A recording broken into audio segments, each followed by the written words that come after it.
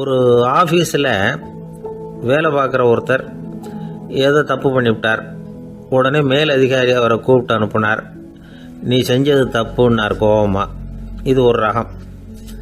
சில அதிகாரிகள் இப்படி நீங்கள் செஞ்சது தப்புன்னு சொல்கிறதில்ல, நீங்கள் செஞ்சது சரி அப்படின்னு சொல்கிறதில்ல. எப்படி சொல்லுவாங்கன்னா, நீங்கள் செஞ்சது சரியில்லைன்னு நான் நினைக்கிறேன் அப்படின்னு சொல்லுவாங்களாம். அதாவது சில பேர் நீங்கள் செஞ்சது தப்புங்கிறாங்க, அதையே மாற்றி சொல்கிறாரு இவர், நீங்கள் செஞ்சது சரியில்லைன்னு நினைக்கிறேன். இது ரெண்டும் அர்த்தம் ஒன்று தான், இருந்தாலும் வார்த்தைகள் வித்தியாசம். நிர்வாக திறமை இல்லாத ஒரு அதிகாரி யூ ஆர் ராங் அப்படின்னு சொல்லுவாராம். நிர்வாக திறமை உள்ள அதிகாரியாக இருந்தால் அதையே கொஞ்சம் மாற்றி I think you are not correct அப்படிம்பாராம். இதுதான் வித்தியாசம். இருந்தாலும் வார்த்தைகளை உபயோகப்படுத்துகிற விதத்தை வச்சு தான் வேலை நல்லா நடக்கிறதும் நடக்காததும் இருக்கு. விவரம் தெரிஞ்சவங்க என்ன சொல்கிறாங்க தெரியுமா? Be a leader not a boss அப்படிங்கிறாங்க. ஒரு லீடராக இரு, பாஸாக இருக்காதே அப்படிங்கிறாங்க. சரி, அப்படின்னா லீடருக்கும் பாஸுக்கும் வித்தியாசம் உண்டா அப்படின்னு கேட்டால் இருக்குன்னு சொல்கிறாங்க. லீடருங்கிறவர் வேற, பாஸுங்கிறவர் வேற. ஒரு லீடர் எப்படி நடந்துக்குவார், ஒரு பாஸ் எப்படி நடந்துக்குவார், இதை முதல்ல நாம் தெரிஞ்சுக்கணும். அவங்க எப்படி நடந்துக்குவாங்க அப்படிங்கிறதுக்கு சில விவரங்கள் இருக்குது. அதை கேட்டோம்னா நாம் புரிஞ்சுக்கலாம் அதை.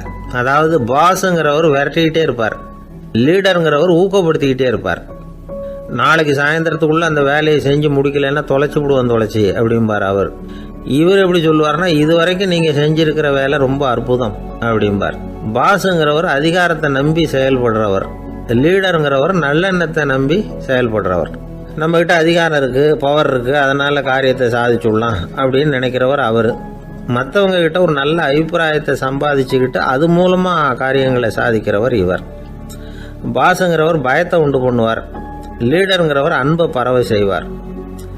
அது செய்யலைன்னா ஆடிட்டில் தகராறாயிடும், இது செய்யலைன்னா இன்க்ரிமெண்ட்டு கட் ஆகிடும், இப்படி ஏதாவது சொல்லி பயமுறுத்திக்கிட்டே இருப்பார் அவர். இவர் அப்படி இல்லை. உடம்பு இப்படி இருக்குது, வீட்டில் எல்லோரும் சௌக்கியமாக இருக்கிறாங்களா, ஆஃபீஸில் எல்லாம் வசதியாக இருக்குதா, நான் ஏதாவது உதவி செய்யணுமா அப்படின்னு அன்புக்கு முக்கியத்துவம் கொடுப்பார். பாஸுங்கிறவர் எதுக்கெடுத்தாலும் நான் சொல்லிகிட்டு இருப்பார், லீடருங்கிறவர் நாமன்னு சொல்லிகிட்டு இருப்பார். பாஸுங்கிறவர் தப்புக்கு காரணம் யாருன்னு பார்ப்பார், லீடருங்கிறவர் தப்பு என்னன்னு பார்ப்பார். இதுதான் ரெண்டு பேருக்கு வித்தியாசம். The boss shows who is wrong, the leader shows what is wrong அப்படின்னு சொல்லுவாங்க. இந்த காரியம் எப்படி செய்யப்பட்டிருக்கு அப்படின்னு தெரிஞ்சுக்கிறவர் பாஸ். இந்த காரியத்தை எப்படி செய்யணும்னு செஞ்சு காட்டுறவர் லீடர். பாஸுங்கிறவர் பணியாளர்களை திட்டுவார், லீடர் மரியாதைக்குரியவராக நடத்துவார், அதுக்குரியவராக அவர் நடந்துக்குவார். செய்கிற வேலையை ஒரு சுமையாக நினைக்க வைக்கிறவர் பாஸ், செய்கிற வேலையை ஒரு சந்தோஷமாக ஆக்கிறவர் லீடர். ஒரு முதலாளியாக இருக்கிறவர் அல்லது ஒரு நிர்வாகியாக இருக்கிறவர் இது மாதிரியான நுணுக்கங்களை எல்லாம் தெரிஞ்சு வச்சுக்கிறது நல்லது. ஒரு பாஸ் இருக்கார், அவர் ஒரு நாள் ரொம்ப பெருமையாக தன்னோட ஆஃபீஸை பற்றி பேசிக்கிட்டு இருந்தார். எனக்கு கீழே 200 பேர் வேலை செய்கிறாங்க சார், நான் ஒரு கோடு கிழிச்சா அவங்க அதை தாண்டாத அளவுக்கு நான் நடந்துக்கிறேன் சார் அப்படின்னார் அவர். அது எப்படி முடியுது உங்களால் அப்படின்னு கேட்டோம். நான் கோடே கிழிக்கிறதில்ல சார் அப்படின்னார். அது ஒரு புகைவண்டி நிலையம். அங்கே ஒருத்தர் காலார நடந்து வந்துக்கிட்டு இருந்தார். அவர் தன்னுடைய வீட்டில் உட்காந்து ரொம்ப நேரம் எழுதுவார். எழுதுகிற நேரம் போக மற்ற நேரங்களில் தம்முடைய சொந்த வயல்களில் வேலை பார்ப்பார். அது முடிஞ்சதை என்ன பண்ணுவார்னா, பக்கத்தில் இருக்கிற புகைவண்டி நிலையத்துக்கு போவார். அங்கே கொஞ்சம் நேரம் அப்படியே காலார நடந்து வருவார். இது அவருடைய அன்றாட வழக்கம். அன்னைக்கும் அது மாதிரி தான் அவர் நடந்து வந்துக்கிட்டு இருக்கிறார். அந்த சமயத்தில் அங்கே நடைமேடையில் ஒரு அம்மையார் நின்றுக்கிட்டு இருக்கிறாங்க. இவரை கண்டதும் கையை தட்டி கூப்பிட்டாங்க, இங்கே கொஞ்சம் வர முடியுமா அப்படின்னாங்க. இவர் போனார், என்னங்கன்னு விசாரித்தார். அந்த அம்மையார் விவரம் சொன்னார். ஐயா, நானும் என்னுடைய வீட்டுக்காரரும் இங்கே வந்தோம், அதுவும் நிற்கிதே, அந்த ரயிலில் ஏறி ஊருக்கு போகணும். என்னுடைய வீட்டுக்காரரு அதுவும் அந்த உணவு விடுதிக்கு போயிருக்கார், இன்னும் வரல. அவர் வர்றதுக்குள்ளே ரயில் புறப்பட்டுரும் போல இருக்கு, நீங்கள் ஓடி போய் அவரை அழைச்சிக்கிட்டு வர முடியுமா அப்படின்னு கேட்டாங்க. சரின்னார் இவர். உடனே அந்த அம்மா தன்னுடைய கணவர் எப்படி இருப்பார் அப்படிங்கிற அடையாளங்களை கொஞ்சம் சொல்லி அனுப்புனாங்க. போய் தேடிட்டு இருக்க வேண்டாமேங்கிறதுக்காக. பார்க்குறதுக்கு இப்படி இருப்பார், இந்த மாதிரி ஆடை அணிஞ்சிருப்பார் அப்படின்னு விவரமாக சொன்னாங்க. அதை அவர் கவனமாக கேட்டுக்கிட்டார். நீங்கள் போய் அழைச்சிட்டு வாங்க, வந்த உடனே உங்களுக்கு உண்டான கூலியையும் கையோடு கொடுத்து விட்றேன் அப்படின்னாங்க அந்த அம்மா. இவர் போனார். அந்த அம்மா சொன்ன அடையாளங்களை வச்சு அவர் வீட்டுக்காரரை கையோட கூட்டிகிட்டு வந்துட்டார். கொண்டுட்டு வந்து அந்த அம்மா கிட்ட ஒப்படைச்சார். உடனே அவரும் ஏற்கனவே சொன்ன பிரகாரம் அவருக்கான கூலி பணத்தையும் கொடுத்தாங்க. அவரும் எதுவும் மறுப்பு சொல்லாமல் அதை வாங்கிக்கிட்டார். வாங்கிக்கிட்டு திரும்பினார். அந்த சமயத்தில் எதிரில் வந்த ஒருத்தர் அவர் அடையாளம் கண்டுபிடிச்சிக்கிட்டார். அவங்க 2 பேரும் பேசிக்கிறது இவங்க காதில் விழுந்தது. அப்போ தான் இவங்களுக்கு அது புரிஞ்சுது. இவங்க கிட்ட கூலி வாங்கினவர் யாருன்னா அவர் தான் பேரறிஞர் லியோ டால்ஸ்டாய் அப்படிங்கிறது புரிஞ்சுது. அவங்க 2 பேரும் பேசிக்கிறத வச்சு ரஷ்ய நாட்டின் மிகப்பெரிய ஞானி லியோ டால்ஸ்டாய், சோவியத் நாட்டின் ஈடு இணையற்ற இலக்கிய மேதை. இது தெரிஞ்ச உடனே அந்த அம்மா அவர்கிட்ட ஓடினாங்க. ஐயா, உங்களுக்காக நான் கூலி கொடுத்தேன், நான் பெரிய தவறு பண்ணிவிட்டேன் அப்படின்னு சொல்லி வருத்தப்பட்டாங்க. பரவாயில்ல, ஆனால் நீங்கள் எனக்கு கொடுத்த கூலி பணத்தை நான் திருப்பி கொடுக்க மாட்டேன். ஏன் தெரியுமா? அது நான் உழைச்சி பெற்ற தொகை அப்படின்னார். யாருக்குமே அதிக மகிழ்ச்சியை தரக்கூடிய பணம் எதுன்னு கேட்டால் அது அவங்க உழைப்புக்கு ஊதியமாக கிடைக்கிற பணம் தான். நம்ம ஆட்கள் சில பேருக்கு உழைக்காம கிடைக்கிற தீய வழியில் வருகிற பணம் கூட மகிழ்ச்சியை கொடுக்கும். ஒரு பெரிய தொழிற்சாலை, அதோட முதலாளி கடுமையான ஒரு கட்டுப்பாடு விதிச்சிருந்தார். அது என்ன கட்டுப்பாடுன்னா, இந்த தொழிற்சாலைக்கு உள்ள யாரும் சிகரெட்டு பிடிக்கக்கூடாது அப்படிங்கிறது தான். ஒரு நாள் இந்த முதலாளி தன்னுடைய தொழிற்சாலையை சுற்றி பார்த்துக்கிட்டு வரார். அப்போது ஒரு இளைஞன் உள்ள சிகரெட்டு பிடிச்சிக்கிட்டு இருந்தான். அதை பார்த்து விடுறார். அவ்வளவுதான், அவருக்கு கோபம் வந்துட்டுது. உடனே உதவியாளரை கூப்பிட்டார். அதோ பாரு, அந்த சிகரெட்டு பிடிச்சிக்கிட்டு இருக்கிறானே, அவன் கணக்கை முடித்து வெளியில் அனுப்பி வச்சிரு அப்படின்னு உத்தரவு போட்டார். அது பிரகாரம் உடனே அவனை அழைச்சிட்டு போய் கணக்கு பார்த்து சம்பள பாக்கி அப்புறம் உதவித்தொகை எல்லாத்தையும் மொத்தமாக கையில் கொடுத்து வெளியில் அனுப்பி வச்சுட்டாங்க. அவன் பணத்தோடு வெளியில் வந்தான். ஏதோ யோசனை பண்ணபடியே நின்றுக்கிட்டு இருந்தான். அவன், என்னப்பா யோசிக்கிற அப்படின்னாரு எதிரில் வந்தவர். இவன் சொன்னான், ஒன்றும் இல்லை, என்னோட நண்பன் ஒருத்தனை பார்க்கறதுக்காக உள்ளே போனேன். பேர் என்னன்னு கேட்டுவிட்டு ஒரு 50,000 ரூபா பணத்தையும் கொடுத்து வெளியில் அனுப்பி வச்சுட்டாங்க. அதுதான் ஏன்னு புரியல, யோசனை பண்ணிகிட்டு இருக்கிறேன் அப்படின்னு நானா இவன். அதனால் நாம் உழைச்சி சம்பாதிக்கிற பணம் தான் உயர்வு, சும்மா வர்ற பணம்லாம் மகிழ்ச்சியை தராது அப்படிங்கிறத புரிஞ்சுக்கணும். அப்பேற்பட்ட ஞானி ரஷ்ய மேதை அவர் பாருங்க, அந்த பணத்தை வாங்கின பணத்தை திருப்பி கொடுக்க மாட்டேன்னு விட்டார். ஏன்னா அது உழைத்து பெற்ற தொகை, அதை நான் கொடுக்க மாட்டேன்னார். அதனால் நமக்கு செல்வம் சேர்க்கறது பெருசு இல்லை, அந்த சேருகிற செல்வம் நமக்கு மகிழ்ச்சியை கொடுக்கணும்.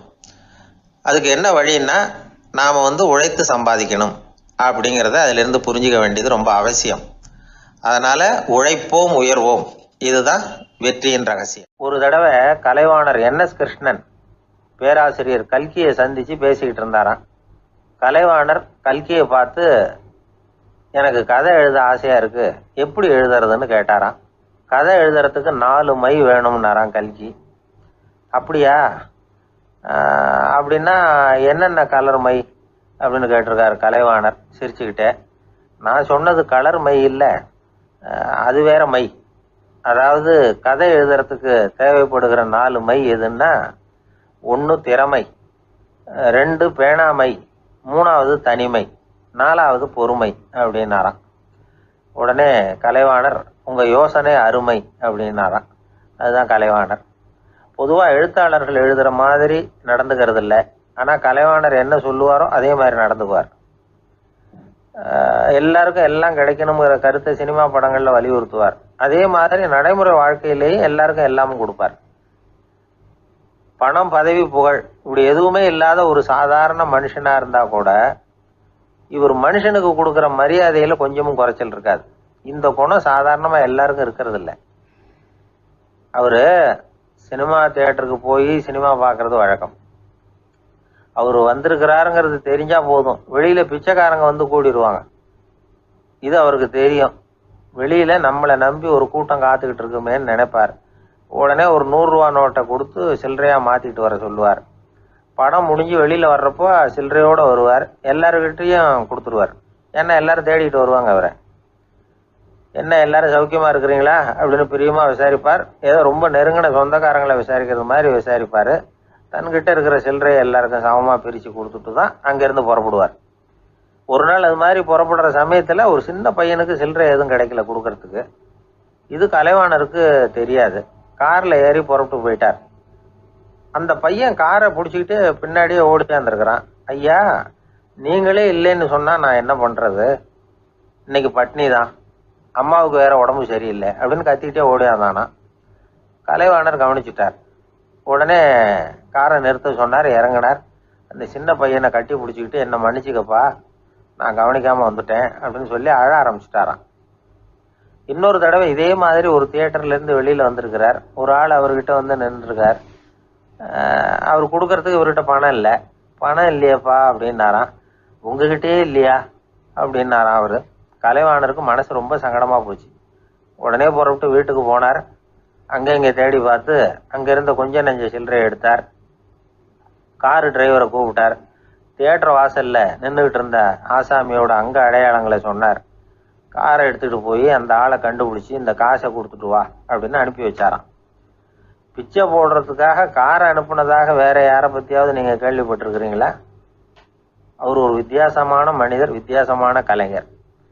கலைவாணரோட சகோதரர் கல்யாணம் நடந்தது. அதில் தியாகராஜ பாகவதர் கச்சேரி முடிஞ்ச உடனே அதில் சம்பந்தப்பட்ட கலைஞர்களுக்கெல்லாம் கலைவாணர் பரிசுகள் கொடுக்குறார். அந்த கச்சேரியில் கடம் வாசித்தவருக்கு மட்டும் மற்ற எல்லாருக்கும் கொடுத்ததை விட பெருசாக ஒரு வெள்ளிக்கோப்பையை பரிசாக கொடுத்தாராம். மற்றவங்களுக்கெல்லாம் சின்னதாக கொடுத்துட்டு கட வித்துவானுக்கு மட்டும் பெருசாக பரிசு கொடுக்குறீங்களே ஏன்னு கேட்டிருக்கிறாங்க. அதுக்கு கலைவாணர் விளக்கம் கொடுத்தாராம். இப்பெல்லாம் ரயிலில் கூட்டம் அதிகங்கிறது உங்களுக்கு எல்லாருக்கும் தெரியும். இந்த வித்வான் இவ்வளவு பெரிய மண்பானையை ரயிலில் ரொம்ப பத்திரமா உடையாம ரொம்ப தூரத்திலேருந்து கொண்டு வந்துருக்கிறாரே, அது என்ன சாமானியமான காரியமா? அவரோட அந்த சாமர்த்தியத்தை பாராட்டுறதுக்காக தான் அவருக்கு இவ்வளவு பெரிய பரிசு அப்படின்னாராம். ஒரு சீடன் வெளியூர் புறப்படுறதுக்கு தயாரா இருந்தான். ரொம்ப தூரம் போக போறான். திரும்பி வர நாளாகும். புறப்படுறதுக்கான ஆயத்த வேலைகளில் ஈடுபட்டிருந்தான். அந்த சமயம் பார்த்து இன்னொரு சீடன் அவங்ககிட்ட வந்தான். நம்ம குரு உன்னை அழைச்சிட்டு வர சொன்னார், வா அப்படின்னு கூப்பிட்டான். இவன் உடனே புறப்பட்டு போனான். குருநாதரை பார்த்தான். அவர் காலில் விழுந்து வணங்கினான். வணங்கிவிட்டு எழுந்திரிச்சான். அவ்வளவுதான். குரு ஏதாவது உபதேசம் பண்ணுவாருன்னு எதிர்பார்த்தான். ஆனால் நடந்தது என்ன தெரியுமா? குரு அவனுக்கு ஓங்கி ஒரு அடி கொடுத்தார். எதிர்பாராம இந்த அடியை வாங்கினதும் அந்த சீடன் அதிர்ந்து போயிட்டான். பக்கத்தில் இருந்த மற்ற சீடர்களும் திகைச்சு போய் நின்றுட்டாங்க. அடி வாங்கின சீடனுக்கு மனசுக்குள்ள குழப்பம். நாம என்ன தப்பு பண்ணணும், புறப்படுற நேரத்துல இப்படி குரு கிட்ட அடி வாங்குற மாதிரி ஆயிட்டுதே அப்படின்னு நினைச்சு மனசுக்குள்ள ரொம்ப வேதனைப்பட்டான். கொஞ்சம் துணிச்சலை வரவழைச்சுக்கிட்டு குருநாதர்கிட்டயே கேட்டுட்டான். சுவாமி, நான் என்ன தப்பு பண்ணினேன்? என்ன இப்படி அடிச்சுட்டீங்களே. ஒரு வார்த்தை கூட உங்களை எதிர்த்து நான் பேசினது இல்லையே. இவ்வளவு காலமா உங்க விருப்பத்துக்கு விரோதமா ஒரு காரியம் கூட நான் செஞ்சது இல்லையே. வந்ததும் வராததுமா ஒண்ணுமே சொல்லாம என்ன அடிச்சுட்டீங்களே. குருவே, நான் செஞ்ச குற்றம் தான் என்ன அப்படின்னு கண்ணீரோட பரிதாபமா கேட்டானா அந்த சீடன்.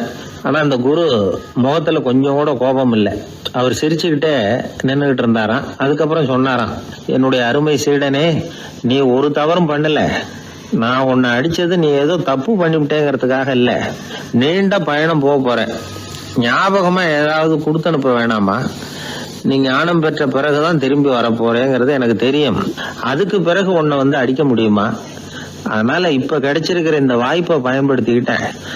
அப்போதைக்கு இப்பவே அடிச்சுட்டேன், அவ்வளவுதான், வேற ஒண்ணும் இல்லை அப்படின்னாராம். குரு சிரிச்சுக்கிட்டே இப்படி சொல்றார். இருந்தாலும் இதுவும் ஒரு உபதேசம் தான். அதிர்ச்சிகளால விழிப்படைய வைக்கிறதும் ஒரு வழிதான். இது ஜென் வழி. பெரும்பாலும் அதிர்ச்சியின் மூலமாகவே ஞான தரிசனத்தை அருள்கிறவர்கள் தான் ஜென் குருமார்கள். நம்ம தியானம் தான் ஜென். இந்தியாவிலிருந்து இது சீனாவுக்கு போய் கொஞ்சம் பேர் மாறி வளம் பெற்று ஜப்பான்ல ஜென் ஆகி வளர்ந்துருக்குது, அவ்வளவுதான். ஜென்கிறது தியானம். எதை நினைச்சும் தியானிக்கிறது இல்லை, எல்லாத்துலயும் தியானம் இருக்கிறதா சொல்லுது ஜென். பேசுறது, இருக்கிறது, நடக்கிறது, சாப்பிடுறது, சிரிக்கிறது, தூங்குறது, தொழில் செய்யறது அல்லது சும்மா இருக்கிறது எல்லாமே தியானம் தான்.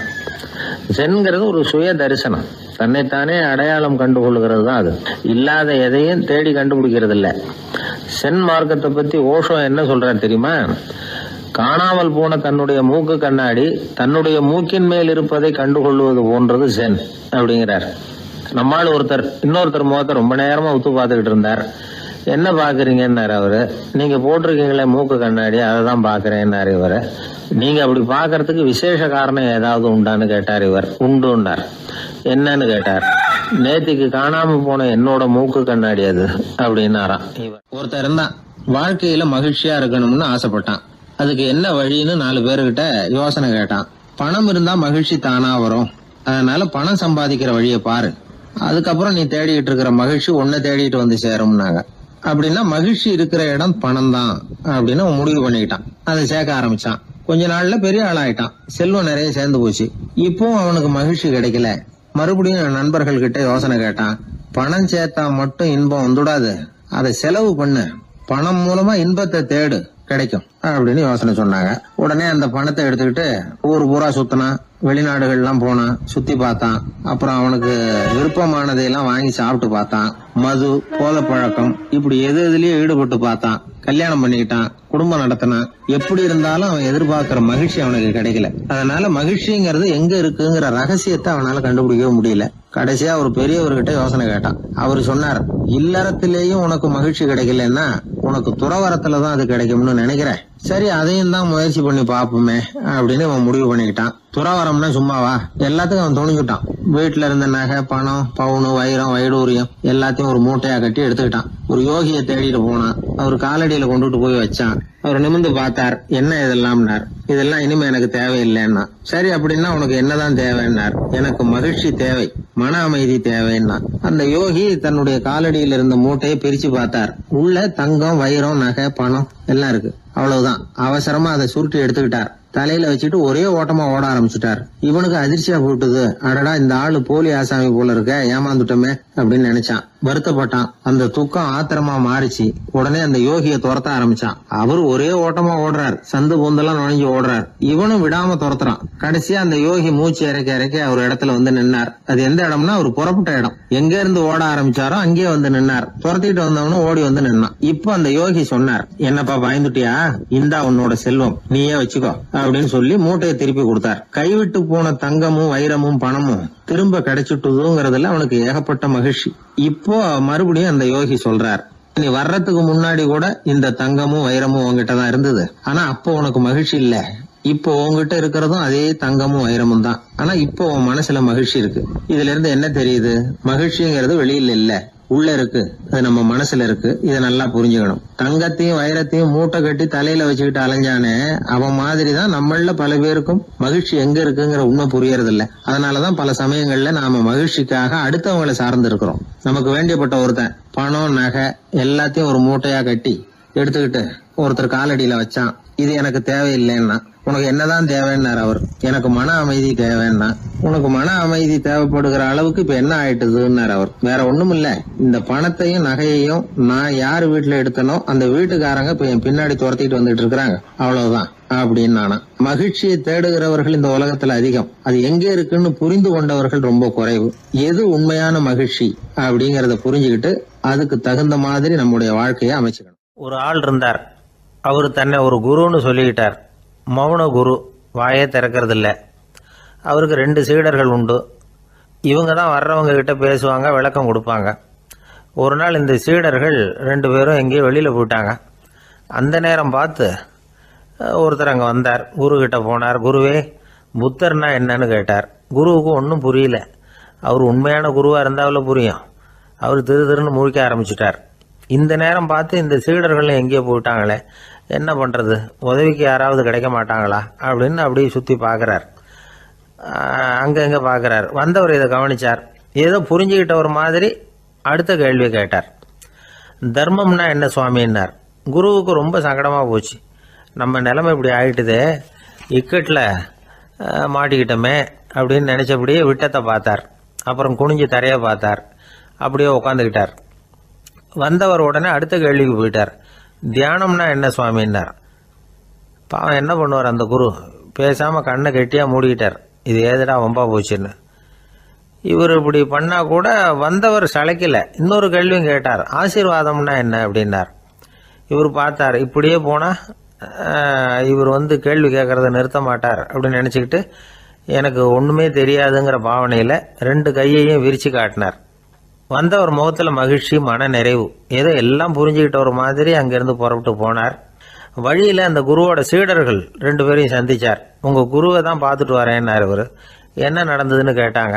இவர் வரமா சொல்கிறார், உங்கள் குரு எவ்வளவு பெரிய ஞானி தெரியுமா? புத்தர்னா என்னன்னு கேட்டேன். அதுக்கு அவர் அப்படியும் இப்படியும் பார்த்தார். அதுக்கு என்ன அர்த்தம் தெரியுமா? மக்கள் புத்தரை அங்கேயும் இங்கேயும் தேடுறாங்க. உண்மையில் அவர் அங்கேயும் இங்கேயும் தேடி கண்டுபிடிக்க முடியாது அப்படிங்கிறத அவர் செய்கை மூலம் உணர்த்தினார். அதுக்கப்புறம் தர்மம்னா என்னன்னு கேட்டேன். அவர் மேலேயும் கீழையும் பார்த்து தர்மம் சமமானது, அதில் உயர்வு தாழ்வு இல்லைங்கிறத உணர்த்தினார்.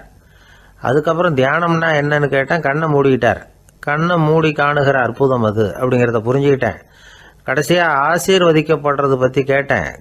கைகளை நீட்டி உதவுறது தான் அது அப்படிங்கிறத தன்னுடைய இருகை விரித்து உணர்த்தினார். எவ்வளோ பெரிய மகான் அவர் அப்படின்னு சொல்லிவிட்டு அவர் பாட்டு போயிட்டார். சீடர்கள் அதுக்கப்புறம் மெதுவாக குருக்கிட்ட சேர்ந்தாங்க. அவங்கள பார்த்ததும் குருவுக்கு கோபம் வந்துட்டுது. அடே பாவிகளா, எங்கடா போய் தொலைஞ்சிங்க? நான் ஒரு ஆளுகிட்ட மாட்டிக்கிட்டு என்ன பாடுபட்டிருக்கேன்னு தெரியுமான்னார். இது மாதிரி தான் நாம் சாதாரண மனிதர்களின் புற வேடங்களிலேயே மயங்கி போயிடுறோம். அவங்க பேச்சு, செய்கை, பார்வை இதிலெல்லாம் ஏதோ பெரிய தத்துவம் இருக்கிறதாக நினச்சிக்கிறோம். உண்மையிலேயே அந்த தத்துவங்கள் யாருக்கு சொந்தம்? அவங்களுக்கு இல்லை, நமக்கு தான் சொந்தம். நாம் தானே அதை கற்பிச்சுக்கிட்டோம். நாம் அடையாளம் கண்டுக்கிறது இல்லை. நாம் யாருங்கிறது நமக்கு புரியறதில்ல. அதுதான் இன்றைக்கி நடக்கிறது. அதனால தான் அடுத்தவங்களை தேடி ஓடிக்கிட்டு இருக்கிறோம். சில வீடுகளில் கூட இது மாதிரி சைகைகள் உண்டு. சில குடும்ப தலைவர்கள் தினமும் காலையில் கண்ணை கெட்டியாக மூடிக்கிட்டு கை 2ஐயும் சுத்தமாக விரித்து வச்சுக்கிட்டே உட்காந்து தியானம் பண்ணுறது வழக்கம். எதுக்காக அப்படி பண்ணுறீங்கன்னு ஒருத்தரை பார்த்து கேட்டேன். இந்த மாதம் வாங்கின சம்பளம் பூரா தீர்ந்து போச்சு, இனிமேல் என் கையில் சுத்தமாக ஒன்றும் இல்லை, புதுசாக எதுவும் செலவு வச்சுடாதே அப்படிங்கிறத அப்படி உள்ளங்கை 2ஐயும் விரித்து காட்டி அவங்களுக்கு உணர்த்துறேன் அப்படின்னார். கணவன் மனைவி அன்பாக இருக்கணும், ஒருத்தர் நல்லா புரிஞ்சுக்கணும், விட்டு கொடுக்குற மனப்பான்மை வேணும். அதுதான் ஒரு நல்ல குடும்பம். இன்றைக்கி பல குடும்பங்களில் அர்த்தமில்லாத சண்டைகள் தான் அதிகம். கிராமப்புறங்களில் வேடிக்கையாக ஒரு கதை சொல்லுவாங்க. ஒரு ஊரில் ஒரு ஆள் இருந்தான், வேலை வெட்டி இல்லாமல் சும்மாவே இருந்தான். அவனுக்கு கல்யாணம் பண்ணி வச்சாங்களாம். மனைவி சேர்ந்தா. சும்மாவே உட்காந்துருக்கிறியே, ஏதாவது சம்பாதிக்கிற வழியை பாரு அப்படின்ட்டுருக்கா. அதுக்கு தான் யோசனை பண்ணிகிட்டு இருக்கிறேன், ஒரு அருமையான ஐடியா அப்படின்னு நானா. என்ன அது சொல்லு அப்படின்ட்டுருக்கா. அவ ஒரு ஆட்டுக்குட்டி வாங்க போகிறேன்ருக்கான். அதை வாங்கி என்ன பண்ண போகிறேன்னா, அந்த குட்டி வளரும், பெருசாகும், அதுக்கப்புறம் அது நிறைய குட்டி போடும் அப்படின்ட்டுருக்கான். சரி, அப்புறம் என்ன, அதையெல்லாம் சந்தையில் கொண்டுட்டு போய் விற்றுவிட்டு அந்த காசுக்கு ஒரு எருவு மாடு வாங்கலாம். சரி, அது எதுக்கு? எருவு மாடு நிறைய பால் கொடுக்கும், அதை கொண்டுகிட்டு போய் பால் பண்ணையில் கொடுப்பேன், அல்லது நானே விற்றுருவேன், கை நிறைய காசு கிடைக்கும். அதுக்கப்புறம் ஒரு பசுமாடு வாங்குவேன், பாலையும் விற்கலாம், நாமளும் காய் போட்டு சாப்பிட்லாம், இப்படிலாம் சொல்லியிருக்கான். அப்போ அந்த பொண்ணு சொல்லிச்சான், அடுத்த தெருவில் இருக்கிற எங்கள் அம்மா வீட்டுக்கும் கொஞ்சம் பால் கொடுத்து அனுப்பலாம் அப்படின்ட்டுருக்கா அந்த பொண்ணு. இந்த இடத்துல கணவனுக்கு கோவம் வந்துட்டுது. அது எப்படி உங்கள் அம்மா வீட்டுக்கு எதுக்கு கொடுக்கணும்? அதெல்லாம் முடியாதுன்றிருக்கான். இந்த இடத்துல சண்டை ஆரம்பமாயிட்டுது. கொஞ்ச நேரத்தில் 2 பேரும் சத்தம் போட ஆரம்பிச்சிட்டாங்க. கடுமையான சண்டை நடக்கிறத பக்கத்து வீட்டுக்காரன் காதில் வாங்கினான். அவன் ஓடியாந்தான். அவனுக்கு தெரியும், வாங்காத மாட்டுக்காக இப்படி சண்டை போட்டுக்கிட்டு இருக்கிறாங்கங்கிறது அவனுக்கு புரியும். அவன் ஓடி சொன்னான், ஏண்டா உன்னோட பசுமாட்டை ஒழுங்காக கட்டி போடக்கூடாதான்ருக்கான். என்னடா சொல்கிறேன்னா, இவன் உன் மாடு என் தோட்டத்தில் மேய்ஞ்சுட்டுது, பயிரெலாம் நாசமாயிட்டுது, 10,000 ரூபா அளவுக்கு சேதம், அதை வாங்கிட்டு போகிறதுக்கு தான் வந்தேன், குடுறா 10,000 நானா. இவன் அரண்டு போயிட்டான். அப்புறம் சொன்னான், டே நான் இன்னும் மாடே வாங்கலையே, அதுக்குள்ளே அது எப்படிடா உன் தோட்டத்தில் மேயும், என்னடா உளறேன்ருக்கான். நீ தாண்டா இப்போ உளறிக்கிட்டு இருக்க, மாடே வாங்கலை, அதுக்குள்ளே எப்படிடா உன்னுடைய மனைவி அவங்க அம்மா வீட்டுக்கு பால் கொடுத்து அனுப்ப முடியும் அப்படின்னு அவன் கேட்டானா. நம்ம ஆளுக்கு இப்போ தான் புத்தி வந்துதான். அர்த்தமே இல்லாத சண்டை போட்டுக்கிட்டு இருக்கிறோம் அப்படிங்கிறத அவன் புரிஞ்சுக்கிட்டானான். இது நம்ம முன்னோர்கள் சொல்லியிருக்கிற ஒரு கதை. சண்டையில் தான் அர்த்தம் இல்லையே தவிர கதையில் அர்த்தம் உண்டு. அதாவது இல்லாத விஷயங்களுக்காக சண்டை போட்டுக்கிட்டு இல்லறத்தை வீணாக்கிக்கிட்டு இருக்கிற மனிதர்கள் இன்றைக்கு நிறைய பேர் இருக்கிறாங்க. ஒருத்தன் தன்னுடைய மனைவியை பற்றி மாமனார்கிட்ட புகார் சொன்னானா, மாமா உங்கள் பொண்ணு அர்த்தமில்லாத சண்டை போடுறா, எதுக்கு எடுத்தாலும் எடுத்தெறிஞ்சு பேசுகிறா அப்படின்ட்டுருக்கான். நீ எப்படி மாப்பிள்ளை அதை சமாளிக்கிற அப்படின்னு கேட்டிருக்காரு அவர். அவள் எடுத்தெறியறது என் மேலே படாமல் ஒதுங்கி நின்றுக்கிறேன் அப்படின்னு நானா. இவன் பிரிட்டிஷ் ஆட்சி நடந்துக்கிட்டு இருந்த காலம் 1920களின் கடைசி. அப்போ நடந்த ஒரு உண்மை நிகழ்ச்சி இது. ஒரு கல்யாண மாப்பிள்ளை ரயிலில் இறங்க போகிறார். அவரை வரவேற்க ஒரு ராஜ குடும்பமே காத்துக்கிட்டு இருக்குது. மங்களூர்லேருந்து இறங்குற அந்த மாப்பிள்ளை யார் தெரியுமா? ஒரு நாய். உண்மைதான், அந்த நாய்க்கு தான் கல்யாணம். சுதேசி சமஸ்தானத்து மன்னர்களில் ஒருத்தர் ஜூனாகட் மகாராஜா. அவரோட வளர்ப்பு நாய் ரோஷனாரா. அதுக்கு கல்யாணம் பண்ணி வைக்கணும்னு ஆசைப்பட்டார். மாப்பிள்ளை தேடினார். மங்களூர் மகாராஜாவோட வளர்ப்பு நாய் ஒன்று இருந்தது, பேர் பாபி. இது ரெண்டுக்கும் கல்யாணம் நடத்த முடிவு பண்ணார். திருமணத்துக்கு வேண்டிய எல்லா ஏற்பாடுகளையும் பண்ணுங்க அப்படின்னு உத்தரவு போட்டார். ஆயிரக்கணக்கான அழைப்புதழ்கள், பல சமஸ்தான மன்னர்கள், ஜமீன்தார்கள், பிரிட்டிஷ் அதிகாரிகள், பெரிய பணக்காரங்க, இப்படி நிறைய பேருக்கு அழைப்புதழ்கள் அனுப்பி வச்சாங்க. பத்திரிகையை பார்த்தவங்கெல்லாம் திகைச்சு போயிட்டாங்களாம். இருந்தாலும் என்ன பண்ணுறது, ராஜாவே அழைக்கிறார், போகாமல் இருக்க முடியுமா? அந்த சமயத்தில் நாட்டின் கவர்னர் ஜெனரலாக இருந்தவர் இர்வின் பிரபு. அவருக்கும் ஒரு பத்திரிகை போயிருக்குது. வாங்கி பார்த்ததும் அவருக்கு பயங்கர எரிச்சல். உடனே குப்பை தொட்டியில் போட்டுவிட்டாராம். மாட்சிமை தங்கிய பிரிட்டன் சக்கரவர்த்தியின் பிரதிநிதியான தன்னை கேவலம் ஒரு நாயின் திருமணத்துக்காக அழைக்கிறதா அப்படின்னு அவருக்கு ஆத்திரம். இருந்தாலும் கல்யாணம் பிரமாதமாக நடந்துதான். கல்யாணத்தன்னைக்கு பொண்ணுக்கு ஸ்பெஷல் குளியல், தண்ணீருக்கு பதிலாக வாசனை திரவியங்கள், பன்னீர், குளித்ததுக்கு அப்புறம் அலங்காரம், வைர மாலை, முத்து மாலை, ஏகப்பட்ட அலங்காரம். மாப்பிள்ளையை அழைக்கிறதுக்கு ரயில்வே ஸ்டேஷனில் ராஜ குடும்பமே காத்துக்கிட்டு இருக்குது. அவங்களோட வளர்ப்பு நாய்கள் 250. அத்தனை நாய்களுக்கும் பட்டு துணி போத்தி இருக்குது. முத்து வடங்கள் அணிவிச்சிருக்கிறாங்க. எல்லாம் ராஜ நாய்கள். அதுகளையும் வீதியில் நடக்க விடலையாம். அதுகளை சுமந்துக்கிட்டு போக அலங்கரிக்கப்பட்ட யானைகள் காத்துக்கிட்டு இருக்குதான். மாப்பிள்ளைக்கு வரவேற்பு எப்படி தெரியுமா? அது நடந்து வர்ற பாதை பூரா ரத்தன கம்பளம் விரிச்சிருக்குது. 2 பக்கமும் ராஜாங்க அதிகாரிகள் கைகட்டி நிற்கிறாங்க. அரசு படை வீரர்கள் அணிவகுப்பு மரியாதை செலுத்துகிறாங்க. அந்த நாய் ராஜ மரியாதையோடு நடந்து வருது. நகையெல்லாம் போட்டுக்கிட்டு வருது. திருமண மண்டபத்துக்கு சேருது. அங்கே கல்யாணம் அமோகமாக நடக்குது. இந்த திருமணத்தை முன்னிட்டு அந்த ஜூனாகட் சமஸ்தானத்துக்கு 3 நாள் விடுமுறை வேறு. கல்யாணத்துக்கு வந்திருந்தவங்களுக்கெல்லாம் ஏக தடபுடலாக விருந்து, நாட்டியம் எல்லாம் பிரமாதமாக நடந்து தான். இந்த கல்யாணத்தில் கலந்துக்க வந்திருந்த மற்ற சமஸ்தானத்து மன்னர்கள், தீவான்கள், அரச குடும்பத்தினர், இப்படி அவங்க 700 பேராம். அவங்க போகிறதுக்காக விசேஷ ரயில்கள்லாம் வேற விட்டுருக்காங்க. கல்யாணம் முடிஞ்சதும் அந்த நாய் தம்பதிகளோட பெரிய பெரிய மன்னர்கள்லாம் ஒன்றா உட்காந்து சாப்பிட்டாங்களாம். ஏர் கண்டிஷன் அறையில் அந்த தம்பதிகள் கொஞ்ச காலம் வாழ்ந்துருக்கிறாங்க. கொஞ்ச நாளில் மாப்பிள்ளைக்கு மரியாதை குறைய ஆரம்பிச்சுட்டுது. வெளியில் துரத்தி விட்டாங்களாம். அந்த பெண் நாய் மட்டும் ராஜ போகங்களை அனுபவித்து வந்து தான். இந்த கல்யாணத்தை பார்த்துட்டு தொடர்ந்து மற்ற சமஸ்தானத்து மன்னர்களும் நாய் திருமணங்கள் நடத்த ஆரம்பிச்சுட்டாங்களாம். இது உண்மையில் நடந்திருக்குது. இப்படி அது இருக்கட்டும். இப்போ நம்ம கதைக்கு வருவோம். ஒரு ராஜாவுக்கு ரொம்ப நாள் கழித்து ஒரு குழந்தை பிறந்து தான். அரண்மனை ஜோசியரை கூப்பிட்டுருக்கார் ராஜா. ஜோசியரே, என் மகன் வருங்காலத்தில் சிறந்த வாழ் வீரனாக வரணும்னு ஆசைப்படுறேன். வருவானாங்கிறத கொஞ்சம் பார்த்து சொல்லுங்களேன் அப்படின்னாராம். ஜோசியர் சொன்னார், மன்னா, உங்கள் புள்ள வாழ் வீரனாக வர்றது கஷ்டம். ஆனால் அவரும் உங்களை மாதிரியே நாய்க்குட்டிகள் பேரில் பிரியமாக இருப்பார். அதுகளுக்கு கல்யாணமும் பண்ணி வைப்பார் அப்படின்னாராம். அது எப்படி கண்டுபிடிச்சிங்க அப்படின்னு கேட்டிருக்கார் ராஜா. அரசே, உங்கள் பிள்ளைக்கு வாழ் மேலே உள்ள பிரியத்தை காட்டிலும் நாய் மேலே உள்ள பிரியம் அதிகங்கிறதுக்கான அறிகுறி இப்போவே தெரியுது. நல்லா கவனித்து பாருங்கள். அவர் வாழ்னு கத்துறாரு அப்படின்னாரு. கவனித்து பார்த்துட்டு அப்படி எனக்கு காதில் விழலையே அப்படின்னாராம் மன்னர். அதனால தான் சொன்னேன், அவர் கத்துறது வாழ்னு கத்தலை, வள்ளுன்னு கத்திக்கிட்டு இருக்கார். அதனால தான் அப்படி சொன்னேன் அப்படின்னாராம் அரண்மனை ஜோசியர். 21ஆம் வருஷம் செப்டம்பர் மாதம் 22ஆம் தேதி மதுரை மேலமாசி வீதியில் உள்ள ஒரு வீடு. அங்கே அன்னைக்கு நடந்த ஒரு அற்புத நிகழ்ச்சி பின்னாடி உலக மக்களையெல்லாம் ஆச்சரியப்பட வச்சுது. இந்திய வரலாற்றிலேயே அது ஒரு முக்கியமான நிகழ்ச்சி. உலக மக்கள் கவனமெல்லாம் காந்திஜியின் பக்கம் திரும்புறதுக்கு காரணமாக இருந்த நிகழ்ச்சி அது. கதர் துணி பிரச்சாரத்துக்காக காந்திஜி மதுரைக்கு வந்திருந்தார். சென்னை துணி வணிகர் சங்கத்தின் துணைத் தலைவர் ஒருத்தர் இருந்தார், ராம்ஜி கல்யாண் சேட்ஜி. அவருடைய வீடு மதுரை மேலமாசி வீதியில் இருந்தது. அந்த வீட்டில் தான் காந்திஜி தங்கியிருந்தார்.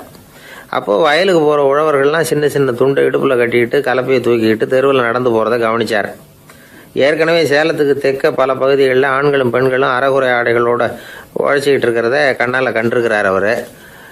இந்தியரின் சராசரி உடை இவ்வளவு தான் அப்படிங்கிறத புரிஞ்சுக்கிட்டார். மனசை இன்னும் பண்ணியிருக்குது. ராத்திரி பூரா அதை பற்றியே யோசனை. 22/9/21 வியாழக்கிழமை காலையில் காந்திஜி எழுந்திருக்கிறார். அவர் கூட தங்கியிருந்தவங்களையெல்லாம் பார்த்து சொன்னார், இன்னையிலிருந்து அறையில் முழு அகலத்துண்டு தான் கட்டுவேன். குளிர் அதிகமாக உள்ள காலங்களில் மட்டும் போர்வை ஒன்றும் உபயோகப்படுத்துவேன். மற்றபடி மேலங்கியோ குல்லாவோ எதுவும் போட்டுக்க மாட்டேன். தற்காலிகமாக இந்த ஏற்பாட்டை 1 மாதத்துக்கு ஏற்றுக்குவேன். அதுக்கு பிறகு உசிதம் போல் எண்ணி பார்த்து முடிவு பண்ணுவேன் அப்படின்னார். அவருடைய குரல் உறுதியாக இருந்துதான். உடனே செயலில் இறங்கினார். தம்முடைய 10 முழ வேட்டி, மேலங்கி, உள் சட்டை, குல்லா எல்லாத்தையும் களைஞ்சார். வேட்டியிலிருந்து ஒரு 4 முழ துணியை எடுத்துக்கிட்டார். இதுக்கு உதவி செஞ்சவர் அன்னைக்கு விருதுநகரில் பிரபல தொண்டராக இருந்த பழனிக்குமார பிள்ளை. வெட்டி எடுத்த துண்டை நீள வாக்கில் ரெட்டையாக மடித்தார். அதை இடுப்பில் துண்டு மாதிரி கட்டிக்கிட்டார். தலையில் சின்ன உச்சி குடுமி, அறையில் சின்ன துண்டு. அண்ணல் காந்தி ஆண்டி கோலத்தில் காட்சி அளிக்கிறார்.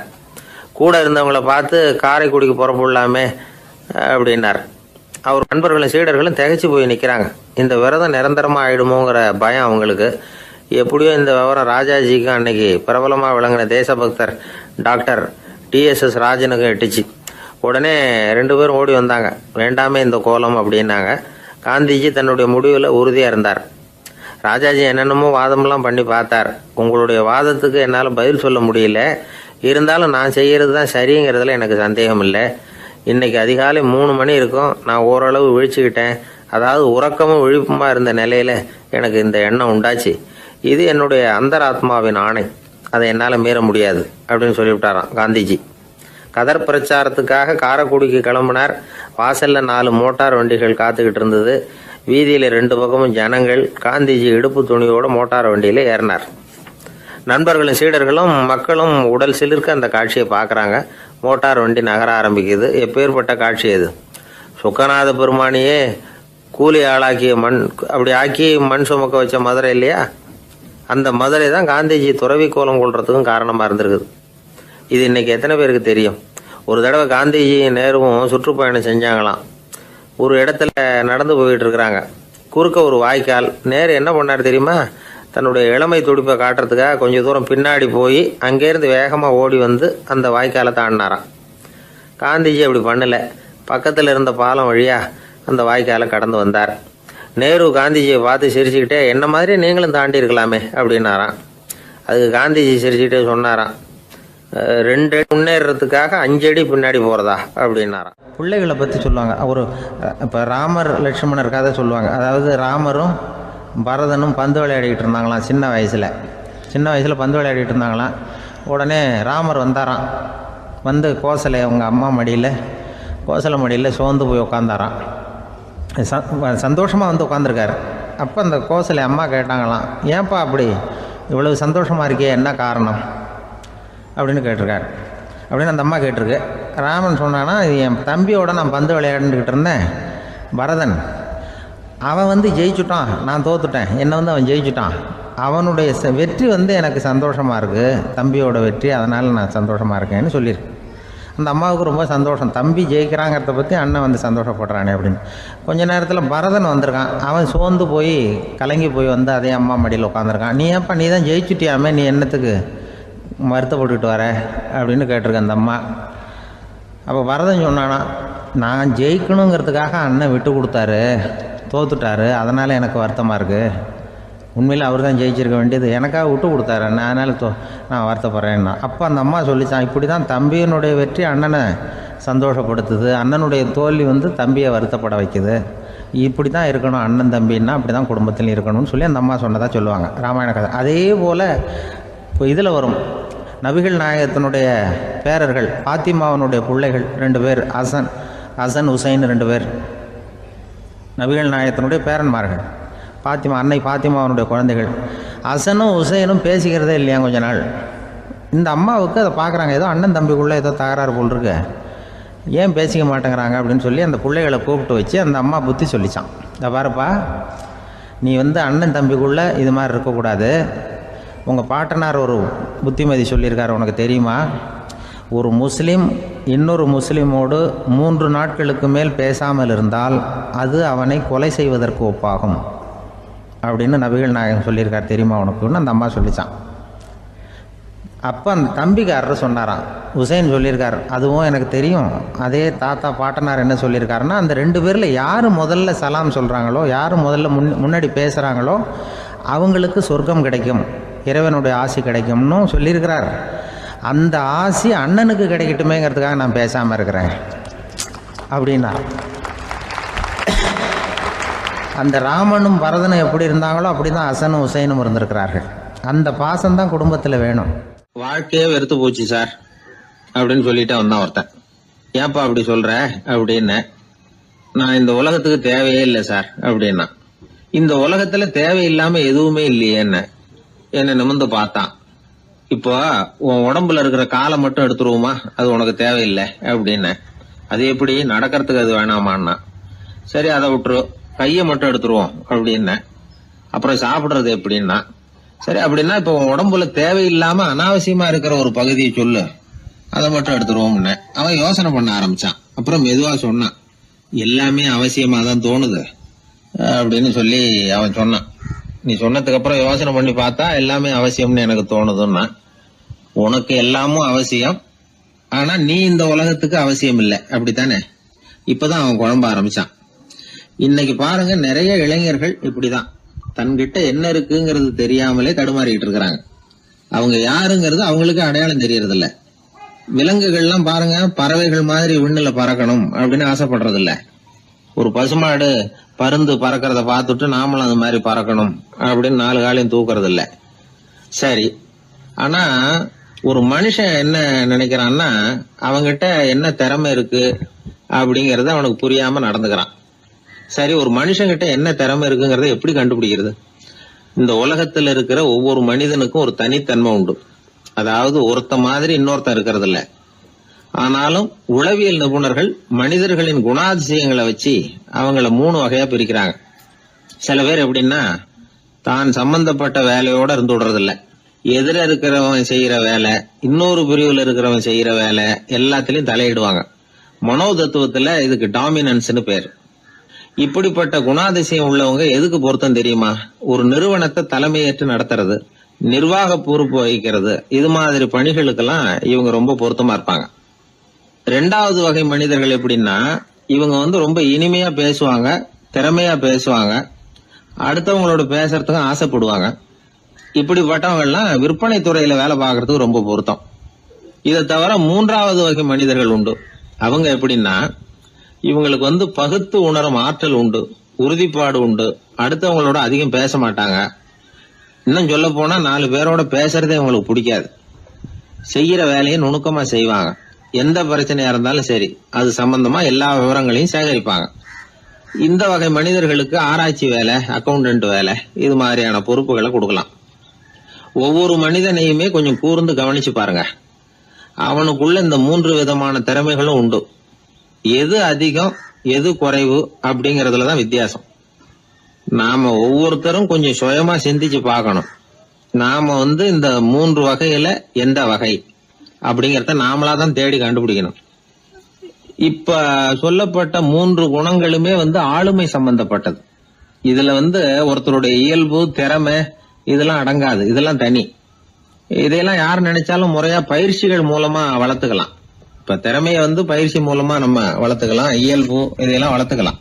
முன்னாடி சொன்னது மாதிரி நாம எந்த வகையான ஆசாமிங்கிறத புரிஞ்சுக்கிட்டு அதுக்கு தகுந்த மாதிரி ஒரு வேலையை தேடிக்கிட்டோம்னா வாழ்க்கை நல்ல விதமா அமையும். அதுக்கப்புறம் நான் இந்த உலகத்துக்கு தேவையில்லை அப்படின்னு சொல்லிட்டு இருக்க வேண்டிய அவசியம் வராது. அதனால நம்முடைய குணம் என்ன, நாம எப்படிப்பட்டவர் அப்படிங்கறத அடிப்படையில தெரிஞ்சுக்கிட்டு அதுக்கு தகுந்த மாதிரி ஒரு தொழிலை வாழ்க்கையில தெரிஞ்சுக்கிறது, ஏற்றுக்கிறது நல்லது. இப்போ ஒரு அக்கௌண்டன்ட் வேலைக்கு இன்டர்வியூ நடந்தது.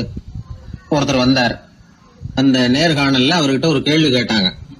ஏன்னா அவர் வந்திருக்கிறது இந்த ரொம்ப கணக்கு சம்பந்தப்பட்ட வேலை, அக்கௌண்டன்ட் வேலை. அதனால இந்த நேர்காணல்ல அவர்கிட்ட கேட்டாங்க, 8, 3 இது 2 பெருக்குனா என்ன அப்படின்னு கேட்டாங்க. அவர் என்ன சொல்லிவிட்டார், 23ன்னு சொல்லிவிட்டார். 8, 3 பெருக்குனா 24ன்னு சொல்லியிருக்கணும். ஏதோ அவசரத்துல 23ன்னு சொல்லிவிட்டார் பதில். சரி போன்னு சொல்லிவிட்டாங்க. அவர் வெளியில வந்துட்டார். வெளியில வந்ததும் யோசனை பண்ணார். அடடா 8 3 பெருக்க சொன்னாங்க, நம்ம 24ன்னு சொல்றதுக்கு பதிலா 23ன்னு சொல்லிவிட்டோம். இந்த சின்ன கணக்கு கூட நமக்கு தெரியல அப்படின்னு நினைச்சிருப்பாங்களே, நிச்சயமா நமக்கு இந்த வேலை கிடைக்காது அப்படின்னு முடிவு பண்ணிட்டு போயிட்டார். ஆனா பாருங்க, 10வது நாள் அவருக்கு அப்பாயின்மெண்ட் ஆர்டர் வந்துட்டுது. வேலையில உடனே வந்து சேர்ந்துங்க அப்படின்னு. சரி, ஏதோ தவறுதலா போட்டாங்க போல இருக்கு, நாம எதையும் வெளியில சொல்லிட்டு இருக்க வேணாம் அப்படின்னு சொல்லி இவரும் கம்முன்னு போய் வேலையில சேர்ந்துக்கிட்டார். ரொம்ப நாள் கழிச்சு வேலை நிரந்தரமானதும் மெதுவா மேனேஜர் கிட்ட போய் உண்மையை சொன்னார். சார், அன்னைக்கு நேர்காணல்ல இன்டர்வியூல 8 3 இத பெருக்குனா என்ன விடை அப்படின்னு கேள்வி கேட்டீங்க. நான் தவறுதலா 23ன்னு சொல்லிவிட்டேன். நீங்களும் தவறுதலா எனக்கே அப்பாயின்மெண்ட் ஆர்டர் அனுப்பி வச்சுட்டீங்க அப்படின்னார். இப்ப மேனேஜர் சொன்னார், அப்படி இல்லப்பா, அன்னைக்கு வந்து நேர்காணலுக்கு வந்த அத்தனை பேருகிட்டையும் இதே கேள்வியை கேட்டோம். அத்தனை பேர் சொன்னதிலேயும் நீங்க சொன்ன பதில் தான் நியரஸ்ட் கரெக்ட் ஆன்சர், கிட்டத்தட்ட சரியா இருந்தது, நீ சொன்னதுதான், உங்களுக்கு இந்த வேலையை கொடுத்தோம் அப்படின்னு அவர் சொன்னாராம். அதனால வந்து வாழ்க்கையில துல்லியம் ரொம்ப முக்கியம். அதை புரிஞ்சுக்கிட்டு நம்முடைய வாழ்க்கை பாதையை அமைச்சுக்கிட்டோம்னா நம்ம வாழ்க்கையில வெற்றி நிச்சயம். ஒரே ஒரு ஊரில் ஒரு ராஜா இருந்தார், ரொம்ப நல்லவர். ஒரு நாள் அரண்மனையில் விசாரணை நடந்துகிட்டு இருக்குது. அதில் ஒரு வழக்கு. ஒரு விவசாயி வந்து புகார் கொடுக்குறார். என்ன புகார்னா, அவர் வயலில் ஆடுகள் வந்து மேய்ஞ்சி பயிரை அழிச்சுட்டுது. நிறைய உழைச்சி செலவு பண்ணி பயிரை உண்டாக்கி வச்சுருந்தேன், எல்லாம் போயிட்டுது. இனிமேல் நான் என்ன செய்யறது, நீங்கள் தான் சரியான தீர்ப்பு வழங்கணும் அப்படின்னார் அந்த விவசாயி. அந்த ஆடுகளுக்கு சொந்தக்காரர் யாருன்னு கண்டுபிடிச்சி அரண்மனைக்கு அழைச்சிட்டு வாங்கன்னு உத்தரவு போட்டார் ராஜா. சேவகர்கள் போனாங்க, ஆளை கண்டுபிடிச்சாங்க, கூப்பிட்டுக்கிட்டு அரண்மனைக்கு வந்துட்டாங்க.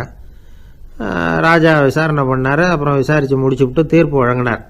இந்த விவசாயி அடைந்திருக்கிற இழப்புக்கு ஈடாக உன்னுடைய ஆடுகளை அவங்ககிட்ட கொடுத்துட வேண்டியது அப்படின்னு சொல்லிவிட்டார். உன்கிட்ட இருக்கிற ஆடு பூரா அவன்கிட்ட கொடுத்துரு, அந்த ஆட்டுனால் ஏற்பட்ட இழப்பு சரியாக போட்டோம் அப்படின்னு தீர்ப்பு வழங்கிட்டார். அந்த மன்னருடைய மகன் இதை பார்த்துக்கிட்டே உட்காந்துருந்தான். இந்த தீர்ப்பை இன்னும் கூட சிறப்பாக வழங்கலாமே அப்படின்னு நினச்சான்.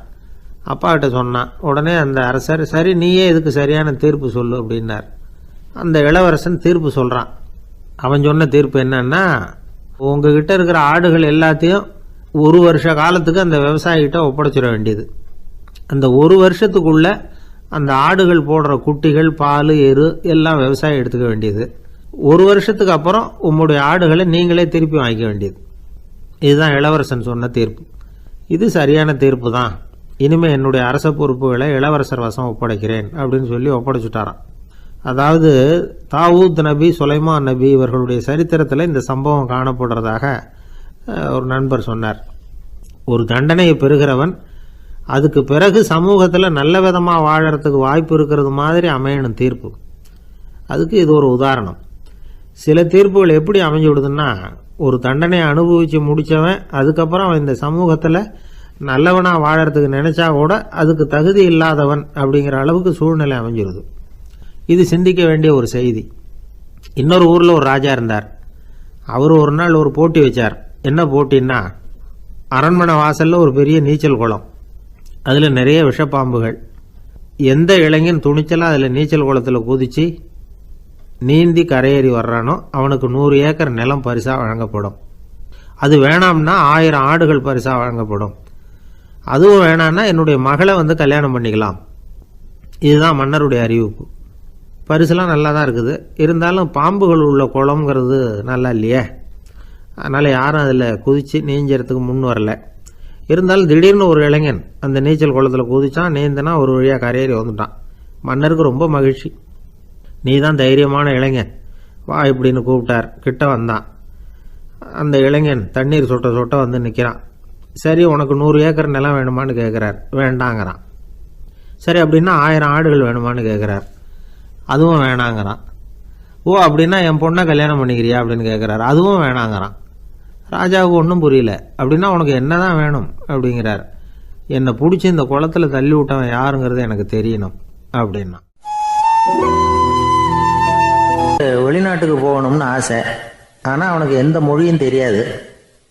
இருந்தாலும் சமாளிச்சுக்கலாம்னு முடிவு பண்ணிட்டு கிளம்பிட்டான். ஏதோ ஒரு தேசத்துக்கு போய் சேர்ந்தான். அங்கே அவனுக்கு யாரையும் தெரியாது. அவங்க என்ன மொழியில் பேசிக்கிறாங்க அப்படிங்கிறது கூட புரியல. என்ன பண்ணுறதுன்னு யோசனை பண்ணிட்டு ஒரு இடத்துல நின்றுக்கிட்டு இருக்கிறான். எதிர ஒரு பெரிய கட்டடம், நிறைய பேர் உள்ளே போயிட்டு இருக்கிறாங்க. இவனும் அவங்க பின்னாடியே உள்ளே போனான். ஒரு பெரிய அறை, அலங்காரம்லாம் பண்ணி வச்சிருக்கிறாங்க. நிறைய பேர் சாப்பிட்றதுக்காக உட்காந்துருக்குறாங்க. இவனுக்கு நல்ல பசி, அதனால் இவனும் உட்காந்தான். சாப்பாடு போட்டாங்க, சாப்பிட்டான். அன்பான உபசரிப்பு. இவன் மனசு உள்ள நினச்சிக்கிட்டான், இது ஏதோ அரசருடைய அரண்மனை மாதிரி தெரியுது, இன்னைக்கு ஏதோ விருந்து நடக்குது, நல்ல வேளை நம்ம பசியும் தீர்ந்தது அப்படின்னு நினச்சிக்கிட்டே நிமிர்ந்து பார்க்குறான். சாப்பாடு பரிமாறினவன் எதிரில் ரொம்ப பணிவோட முதுக வளைச்சி வணக்கம் தெரிவித்தான். இவனும் எழுந்திரிச்சு நின்று முதுக வளைச்சி வணக்கம் தெரிவித்தான். ரொம்ப நன்றின்னா. அவன் ஒரு சீட்டை இவன் கையில் கொடுத்தான். இவன் அதை வாங்கி பார்க்குறான். என்ன எழுதியிருக்குன்னு ஒன்றும் புரியல. சரி, இந்த நாட்டில் தங்களுடைய நன்றியை சீட்டில் எழுதி தான் கொடுப்பாங்க போல இருக்கு அப்படின்னு நினச்சிக்கிட்டு மறுபடியும் நன்றின்னா. ஆனால் அவன் காசை கொடுங்கன்னான். ஏன்னா அது ஒரு ஹோட்டல், இவன் சாப்பிட்டதுக்கான பில் அது. இவன் அதை புரிஞ்சிக்கவே இல்லை.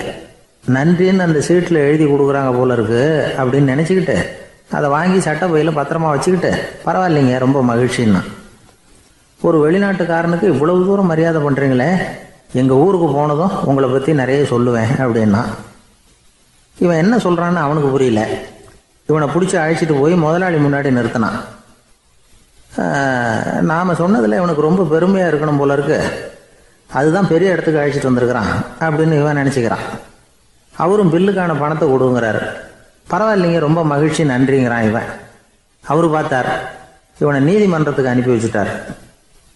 இவன் என்ன நினச்சிக்கிட்டான், நம்மளை இந்த ஊர் ராஜா முன்னாடியே அழைச்சிக்கிட்டு வந்து நிறுத்தி இருக்கிறாங்க போல இருக்கு, என்ன ஒரு பெருந்தன்மை அப்படின்னு நினச்சிக்கிறான்.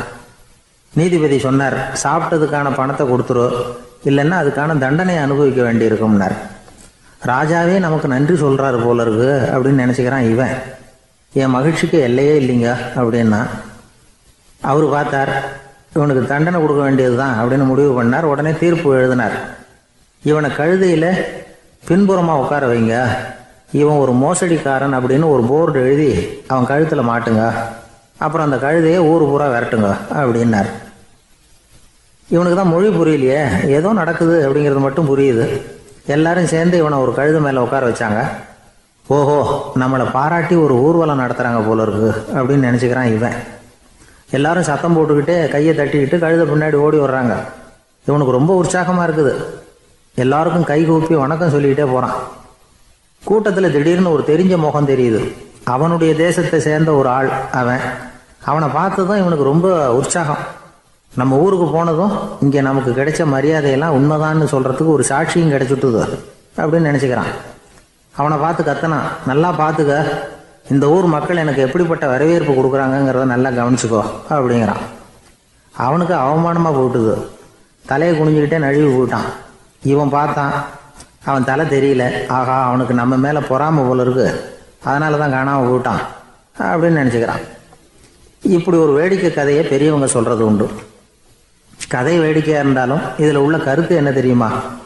அந்த கழுதை மேலே உட்காந்துருக்கிறானே, அது மாதிரி தான் நாமளும் அகங்காரங்கிற கழுதை மேலே உட்காந்துக்கிட்டு இருக்கோமா. நாமளும் கிட்டத்தட்ட அதே மாதிரி பிரம்மையில் தான் இருக்கிறோமா. என்ன நடக்குதுங்கிறதே புரியறதில்ல. அகங்காரத்தில் பேசுகிறவனுக்கும் சித்த சுவாதீனம் இல்லாமல் பேசுகிறவனுக்கும் அதிக வித்தியாசம் இருக்கிறதில்ல. அது மாதிரி ஒருத்தன் தன்னுடைய வீட்டை சுற்றி சேற்றை வாரி இறைச்சிக்கிட்டு இருந்தானா. அந்த வழியாக வந்த ஒரு பெரியவர் அதை பார்த்துருக்கார். என்னப்பா பண்ணிகிட்டு இருக்கிற அப்படின்னு கேட்டாரான். கழுதைகளை விரட்டிக்கிட்டு இருக்கிறேன் அப்படின்னானா. இங்கே கழுதைகளே காணுமே அப்படின்னாரான் அவர். அதுதான் ஏற்கனவே விரட்டி விட்டனே அப்படின்னானா இவன். ஆஃபீஸை முடிஞ்சு வீட்டுக்கு போகிற சமயத்தில் ஒருத்தர் கடைக்கு போய் ஸ்வீட் வாங்கினார். சரி, வீட்டுக்கு பிள்ளைங்களுக்கு தான் வாங்கிட்டு போகிறார் அப்படின்னு மற்றவங்க நினச்சாங்க. அவர் அப்படி செய்யல. அந்த இடத்துலையே பொட்டலத்தை பிரித்தார். திருட மாதிரி அப்படியே சுற்றி ஒரு தரம் பார்த்துக்கிட்டார். யாரும் தெரிஞ்சவங்க இல்லைங்கிறத முடிவு பண்ணிவிட்டு அவசரமாக அதை அப்படியே போட்டு முழுங்கிவிட்டு கையை தொடச்சிக்கிட்டு நல்ல பிள்ளை மாதிரி நடந்து போக ஆரம்பிச்சிட்டார். அவர் யாருன்னா, அவரோட பிரச்சனை எல்லாருக்கும் தெரியாது, சில பேருக்கு தான் தெரியும். அதாவது அவர் உடம்பில் சர்க்கரை இருக்குதுன்னு டாக்டர் சொல்லிவிட்டாராம். அதனால் வீட்டில் சர்க்கரையே இவர் கண்ணில் காட்டுறதில்ல. அதனால் இவர் யார் கண்ணிலையும் படாமல் இப்படிப்பட்ட வேலைகள்லாம் செய்கிறது வழக்கம். யாருக்கும் தெரியாமல் இப்படி ஸ்வீட்டை வாங்கி சாப்பிட்டுட்டு அவர் பாட்டுக்கு போயிடுறது. இப்படிப்பட்டவங்களுக்கெல்லாம் கொஞ்சம் ஆறுதலான தகவல் இன்றைக்கி. அது என்னென்னா, நாம் சாப்பிட்ற சர்க்கரைக்கும் நம்ம உடம்பில் உள்ள சில கோளாறுகளுக்கும் அப்படி என்ன தான் சம்மந்தம் இருக்குது. இதை பற்றி சமீபத்தில் சில ஆராய்ச்சிகள்லாம் நடந்திருக்குது. ஏன்னா சர்க்கரைன்னாவே விஷம் மாதிரி அதை பார்க்குறவங்களும் சில பேர் உண்டு. சின்ன பிள்ளைங்களுக்கு வயத்தில் பூச்சி உண்டாகிறதுலேருந்து பெரியவங்களுக்கு நீரிழிவு வர்ற வரைக்கும் எல்லாத்துக்கும் சர்க்கரை தான் காரணம்னு சொல்லிகிட்டு இருக்கிறோம். ஆனால் அந்த அளவுக்கு பயப்பட வேண்டிய அவசியம் இல்லை அப்படின்னு சொல்கிறாங்க. சர்க்கரை வியாதி, இருதய நோய், பித்த நீர்ப்பை நோய், இதெல்லாம் சில நோய்கள்லாம் நாம் சாப்பிட்ற சர்க்கரைக்கும் தொடர்பு இருக்குன்னு நினைக்கிறோம். ஆனால் அப்படி சம்பந்தம் உண்டுங்கிறதுக்கு போதுமான அளவுக்கு ஆதாரம் இல்லை அப்படிங்கிறாங்க ஆராய்ச்சியாளர்கள். ஒரே ஒரு சம்பந்தம் தான் உறுதியாக இருக்குதான். அதுவும் இந்த பல் சிதைவு அப்படின்னு இருக்கு இல்லையா, அந்த சர்க்கரை சாப்பிட்றதுக்கும் இந்த பல் சிதைவுக்கும் சம்பந்தம் இருக்குது அப்படிங்கிறத மட்டும் உறுதியாக சொல்கிறாங்க. சர்க்கரைன்னா நாம் சாப்பிட்ற ஜீனி மட்டும் இல்லை, பழம், காய்கறி, பால், தேன், இப்படி எல்லாத்துலேயும் அது இருக்குது. கேரட்டு கொடுக்குற சத்தில் 88% சர்க்கரை, ஆப்பிள் கொடுக்குற சக்தியில் 95% சர்க்கரை. இது ஜீனி சர்க்கரை, இது ஆப்பிள் சர்க்கரை அப்படிங்கிற வித்தியாசம்லாம் உடம்புக்கு கிடையாது. ரெண்டுமே உடனடியாக சக்தி கொடுக்குது. ஒரு ஸ்பூன் சர்க்கரையில் 16 கலோரி தான் சத்து இருக்குது.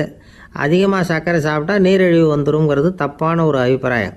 டயபெட்டிஸுங்கிறது ஒரு மெட்டபாலிக் டிசார்டர், அவ்வளவுதான். அதாவது நாம் சாப்பிட்ற சர்க்கரையை நம்ம உடம்பு திறமையாக உபயோகப்படுத்திக்க முடியல அப்படின்னு அர்த்தம். அதனால தான் அதிகமாக இனிப்பு வேணாம்னு சொல்கிறோம். ஏற்கனவே உடம்பால் முடியாத ஒன்றை மறுபடியும் அது தலையில் சுமத்தி அதிகமாக வேலை வாங்க வேணாமே அப்படிங்கிறதுக்காக தான். ஆகாரத்தில் அதிகமாக சர்க்கரை இருந்தால் அதனால் உடனே சர்க்கரை வியாதி வந்துடும்ங்கிறதுக்கு விஞ்ஞான ரீதியாக போதுமான ஆதாரம் இல்லை. அதனால் எப்போவாவது அதிகமாக ஸ்வீட்டு சாப்பிட்டுட்டா ஐயோ அதிகமாக சாப்பிட்டோமோ என்ன பண்ண போகுது தெரியலையே அப்படின்னு நினச்சி மனசை போட்டு குழப்பிக்க வேண்டியதில்லை.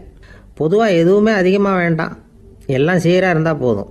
நீரிழிவுங்கிறது புதுசாக வந்துட்ட ஒரு நோய் இல்லை, ரொம்ப காலமாகவே இருக்கிற ஒன்று தான். நம்ம முன்னோர்கள் இதை மதுமேகம் அப்படின்னு சொல்லுவாங்க. அதை கட்டுப்படுத்துறதுக்கு அவங்களே சில வழிமுறையை சொல்லி வச்சுருக்கிறாங்க.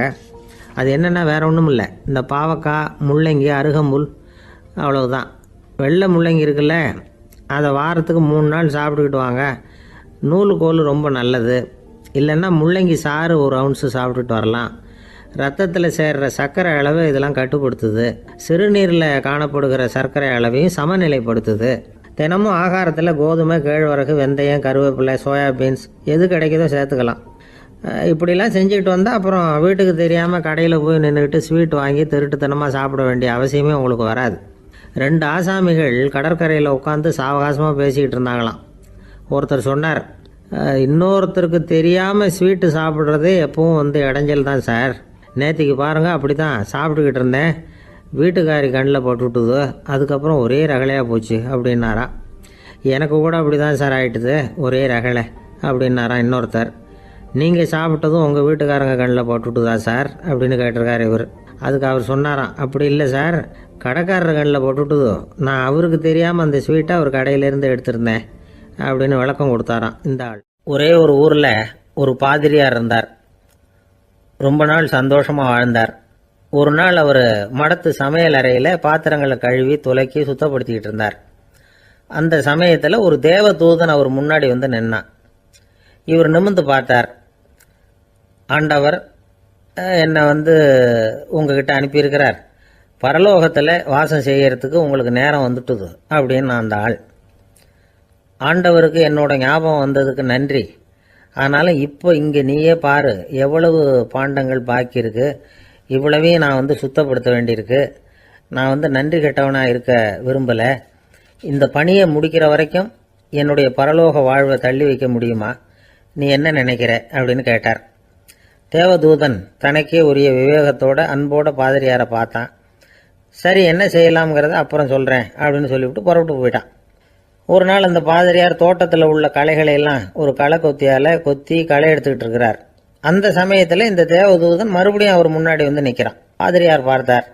இதை பாரு, இந்த தோட்டம் பூராவும் எவ்வளவு களை மண்டி கிடக்கு, பரலோகம் கொஞ்ச காலம் எனக்காக பொறுத்திருக்கலாம்னு நீ நினைக்கிறியா அப்படின்னு கேட்டார்.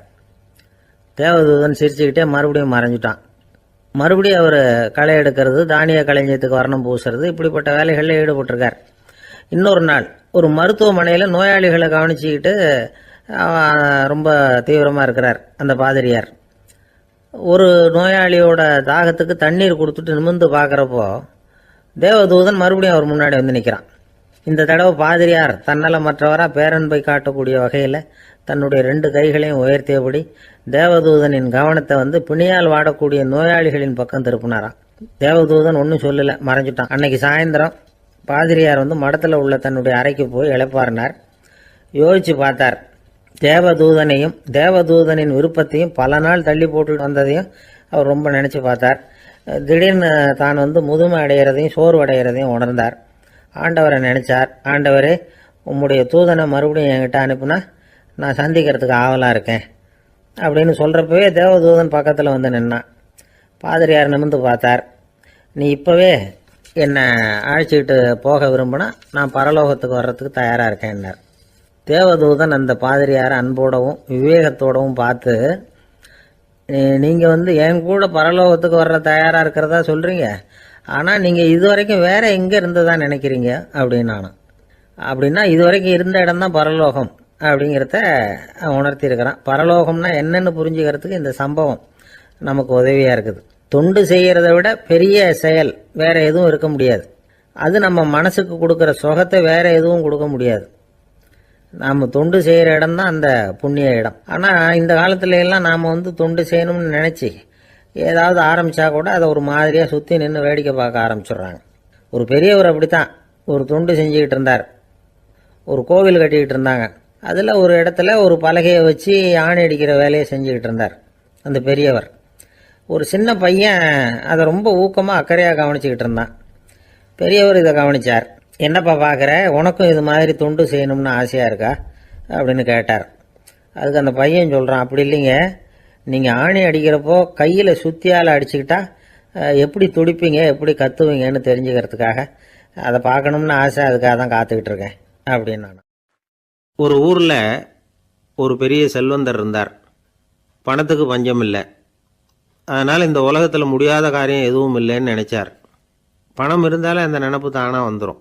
அதனால் இவரும் அப்படி நினச்சதில் ஒன்றும் தப்பு இல்லை. அந்த ஊருக்கு குருநானக் ஒரு தடவை வந்தார். அவருக்கு இந்த செல்வந்தர் ரொம்ப பிரமாதமாக ஒரு வரவேற்பு கொடுத்தார். ஊர் எல்லையிலேயே எங்கள் வீட்டுக்கு வந்து விருந்து சாப்பிட்டுட்டு போகணும்னு கேட்டுக்கிட்டார். அவரும் சரின்னு ஒத்துக்கிட்டார். உடனே தன்னுடைய பங்களாவில் ஒரு பெரிய விருந்துக்கு ஏற்பாடு பண்ணார். குருநானக்கை அழைச்சிட்டு வீட்டுக்கு போனார். உட்கார வச்சார். ஐயா, நான் இந்த ஊர்லேயே ரொம்ப பெரிய வசதி உள்ளவன். என்னால் எல்லாம் முடியும். உங்களுக்காக நான் என்ன செய்யணும்னு சொல்லுங்கள்.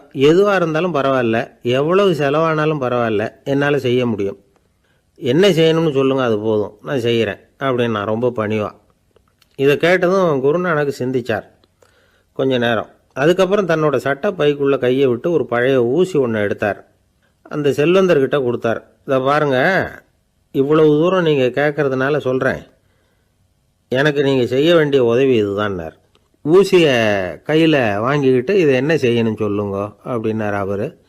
நீங்கள் செய்ய வேண்டியது என்னென்னா, இந்த ஊசியை பத்திரமா வச்சிருக்கணும். நாம் 2 பேரும் இறந்து போனதுக்கு பின்னாடி இன்னொரு உலகத்தில் நாம் சந்திக்கக்கூடிய வாய்ப்பு இருக்குது. அப்போ இந்த ஊசியை என்கிட்ட கொண்டாந்து கொடுக்கணும். இதுதான் நீங்கள் எனக்காக செய்ய வேண்டிய உதவி அப்படின்னார் குருநானக் லேசாக சிரிச்சுக்கிட்டே. இதை கேட்ட உடனே இந்த பெரியவர் முழிக்க ஆரம்பிச்சிட்டார். அது எப்படிங்க, நான் சாகிறப்ப எப்படி இந்த ஊசியை எடுத்துக்கிட்டு இன்னொரு உலகத்துக்கு வர முடியும்னார். ஊசி மாதிரி ஒரு சின்ன பொருளை கூட இந்த உலகத்தை விட்டு நாம் போகிறப்ப எடுத்துகிட்டு போக முடியாதுங்கிறப்போ உங்களோட செல்வத்தையெல்லாம் எப்படி அங்கே எடுத்துகிட்டு வர போகிறீங்க அப்படின்னு கேட்டார் குருநானக். அதுக்கப்புறம் தான் அந்த பெரியவர் யோசிக்க ஆரம்பித்தாராம். குருநானக் சொல்கிறார், இதை பாருங்கள், நாம் செய்கிற நல்லது கெட்டது தான் கடைசி வரைக்கும் நம்ம கூட இருக்கும். அடுத்தவங்க நல்லா இருக்கணுங்கிறதுக்காக பொருளை செலவு செய்யணும். அப்படி செய்யலைன்னா எந்த பிரயோஜனமும் இல்லை அப்படின்னார். அதுக்கப்புறம் தான் அந்த செல்வந்தரின் அறிவு கண் திறந்து தான். உடனே குருநானக்கை வணங்கினார். ஐயா, என்கிட்ட இருந்த ஆணவம் போயிட்டுது. இனிமேல் என்கிட்ட இருக்கிற செல்வத்தை நல்ல வழியில் செலவழிப்பேன் அப்படின்னாராம். நம்மக்கிட்ட இருக்கிற பணம் எப்பவும் நம்ம கூடவே வந்துக்கிட்டு இருக்காதுங்கிறதுக்கு இது ஒரு உதாரணம். அதுக்காக நாம் பணம் சேர்க்கறத பற்றி கவலைப்பட வேண்டியதில்லை, பேசாமல் படுத்து தூங்கிக்கிட்டு இருந்தால் போதும் அப்படின்னு இதுக்கு அர்த்தம் பண்ணிக்கக்கூடாது. முறையான வழியில் பணம் சேர்க்கணும், அதை முறையான வழியில் செலவு பண்ணணும். அதனால் ஏற்படக்கூடிய மன நிறைவு இருக்கு பாருங்கள், அது அனுபவித்தவங்களுக்கு தான் தெரியும். சொர்க்கத்துக்கு போகிறவங்க இங்கேருந்து பணத்தை எடுத்துகிட்டு போக முடியாது. ஆனால் நம்ம செல்வத்தை இங்கே மற்றவங்களுக்கு பயன்பட செய்து அதனால் ஏற்படுற புண்ணியம் இருக்கு பாருங்கள், அதை எடுத்துகிட்டு போக முடியுமா. இதுதான் ஆன்மீகவாதிகள்லாம் சொல்கிற கருத்து.